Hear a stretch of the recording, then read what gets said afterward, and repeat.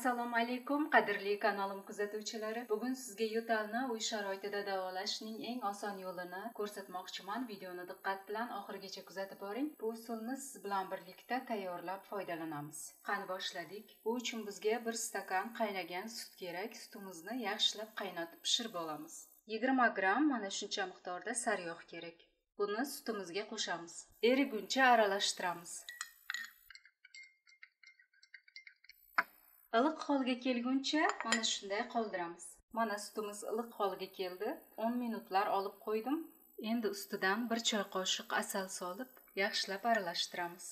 Mana ichimligimiz tayyor bo'ldi.